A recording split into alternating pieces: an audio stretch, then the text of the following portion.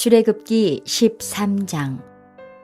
여호와께서 모세에게 일러 이르시되 이스라엘 자손 중에서 사람이나 짐승을 막론하고 태에서 처음 난 모든 것은 다 거룩히 구별하여 내게 돌리라.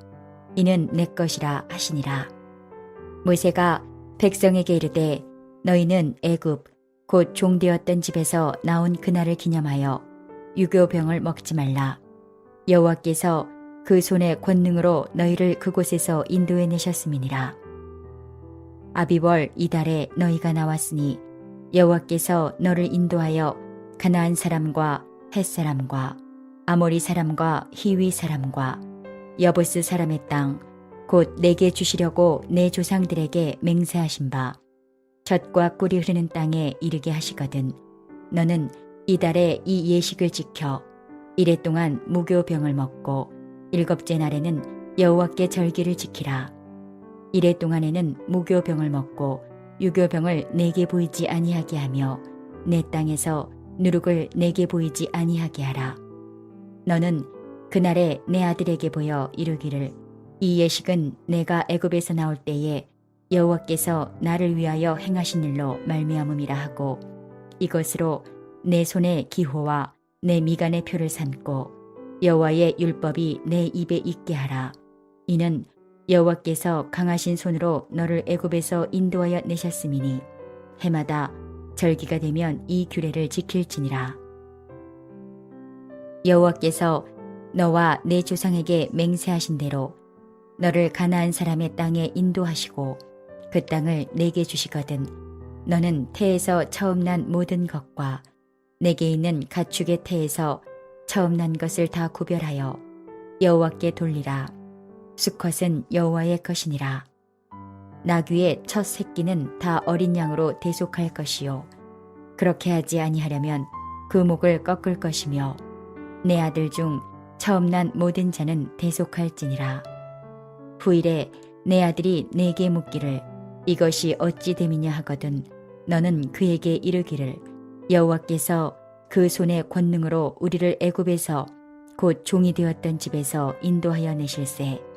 그때에 바로가 완악하여 우리를 보내지 아니하매 여호와께서 애굽 나라 가운데 처음 난 모든 것은 사람의 장자로부터 가축의 처음 난 것까지 다 죽이셨으므로 태에서 처음 난 모든 수컷들은 내가 여호와께 제사를 드려서 내 아들 중에 모든 처음 난 자를 다 대속하리니 이것이 내 손의 기호와 내 미간의 표가 되리라. 이는 여호와께서 그 손의 권능으로 우리를 애굽에서 인도하여 내셨음이니라 할지니라. 바로가 백성을 보낸 후에 블레셋 사람의 땅의 길은 가까울지라도 하나님이 그들을 그 길로 인도하지 아니하셨으니 이는 하나님이 말씀하시기를 이 백성이 전쟁을 하게 되면 마음을 돌이켜 애굽으로 돌아갈까 하셨음이라. 그러므로 하나님이 홍해의 광야 길로 돌려 백성을 인도하심에 이스라엘 자손이 애굽 땅에서 대열을 지어 나올 때에 모세가 요셉의 유고를 가졌으니 이는 요셉이 이스라엘 자손으로 단단히 맹세하게 하여 이루기를 하나님이 반드시 너희를 찾아오시리니 너희는 내 유고를 여기서 가지고 나가라 하였음이더라. 그들이 숫곳을 떠나서 광야 끝 에담의 장막을 치니 여호와께서 그들 앞에서 가시며 낮에는 구름 기둥으로 그들의 길을 인도하시고 밤에는 불 기둥을 그들에게 비추사 낮이나 밤이나 진행하게 하시니 낮에는 구름 기둥 밤에는 불 기둥이 백성 앞에서 떠나지 아니하니라. 안녕하세요. 오늘은 하나님의 숨이라는 제목으로 함께 말씀을 나누고자 합니다. 12장은 유월절 사건을 말해 주었습니다. 유월절 사건은 모든 사람들이 죽어가는 그 가운데 죽음의 심판을 넘어간 그 사건을 말해 주고 있지요. 오늘 13장은 그 죽음의 심판을 넘어간 사람, 어린 양의 구속의 은총을 입은 사람들이 어떻게 살아가야 하는가, 이제 그것을 보여주고 있습니다. 2절 말씀을 보면 이스라엘 자손 중에서 사람이나 짐승을 막론하고 태에서 처음 난 모든 것은 다 거룩히 구별하여 내게 돌리라. 이는 내 것이니라 하시니라. 사람이나 짐승이나 다 내 것이다. 이제 하나님의 것이라고 말씀하고 있습니다. 하나님의 생명으로 살아가는 사람들이라는 것이지요. 왜 처음 난 모든 것을 하나님께 돌리라 이렇게 말씀하셨을까? 독일 성서 공회에서 나온 해설을 보면 본디 하나님의 숨으로 사는 생물이라면 그 무엇이든 하나님의 것이다. 하나님께 처음 난 것을 돌려드림으로써 사람은 하나님을 생명의 주님으로 인정한다. 하나님의 생명으로 사는 사람들은 내 생명 하나님께 받아 사는 것입니다. 이 땅에 사는 것도 그렇고 하늘에서의 생명도 그렇고 다 하나님의 것입니다. 그런 고백을 하며 살아간다는 것이지요. 저와 여러분이 오늘도 주신 이 땅과 영원한 하나님의 그 하나님의 생명으로 살아감을 믿음으로 고백하시기를 소망합니다. 어린 양의 피로 구원받은 사람은 또한 어떻게 살아가야 하는가? 7절을 보면 이렇게 말씀합니다. 이래 동안에는 무교병을 먹고 유교병을 내게 보이지 아니하게 하며 내 땅에서 누룩을 내게 보이지 아니하게 하라.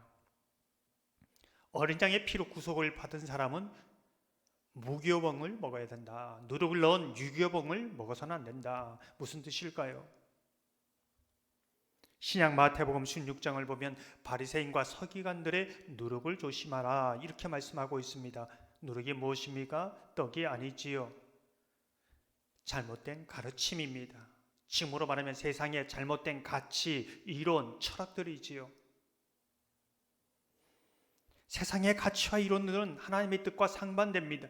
그럴듯 하는데 죽은 교훈입니다. 생명이 없는 것이지요. 근데 굉장히 매혹적입니다. 명상을 하며 하나님의 평안을 얻으십시오. 좋은 말은 다 씁니다. 그러나 생명이 없습니다. 하나님의 은혜가 아니고는 누가 마음을 정결케 하고 깨끗해 하고 새 마음을 주겠습니까? 비우고 또 비워도 잡다한 것이 들어오는 것이지요. 잡다한 것만 들어옵니까? 불행도 함께 들어옵니다. 악한 영도 함께 들어옵니다. 그래서 그 인생이 복될 수 없는 것이지요. 하나님의 숨, 하나님의 생명이 담긴 영원한 양식, 썩지 않는 양식을 먹어야 합니다. 그래야 우리 영원히 사는 것이지요. 바로 어린 양의 구속함을 받은 사람들은 영원한 생명, 하나님의 생명이 있기에 생명의 말씀을 양식으로 삼아야 한다는 것입니다. 예수님께서는 요한복음 4장 34절을 보면 예수께서 이르시되 나의 양식은 나를 보내신 이의 뜻을 행하며 그의 일을 온전히 이루는 이것이니라. 오늘 본문을 계속해서 보면 어린 양의 피로 구속함을 받은 사람은 어떻게 살아가는가? 하나님의 생명을 받고 하나님의 생명의 말씀을 먹으면서 하나님이 보여주신 생명의 길을 걸어가는 사람들이다. 이렇게 말씀하고 있습니다. 21절을 보면 이렇게 말씀합니다. 여호와께서 그들 앞에서 가시며 낮에는 구름기둥으로 그들의 길을 인도하시고 밤에는 불기둥을 그들에게 비추사 낮이나 밤이나 진행하게 하시니 하나님이 그들 앞에 가시는 것을 봅니다. 그들의 갈 길을 인도하는 것을 아는 것이지요. 나의 길을 가는 것이 아니라 하나님의 길을 가는 것이고 생명의 길을 걸어가는 것입니다. 하나님의 생명을 가진 자는 말씀의 배고픔을 가지고 있습니다. 진리의 생수의 목마름을 가지고 있는 것이지요. 그것을 먹음으로 나아가는 겁니다. 제가 왜 여기에 있습니까? 어디로 가야 합니까? 묻지 않습니다. 하나님 말씀이 밝히 그 인생을 가야 할 길을, 생명의 길을 보여주고 있는 것이지요. 이스라엘 백성들은 그 길을 걸어가고 있습니다.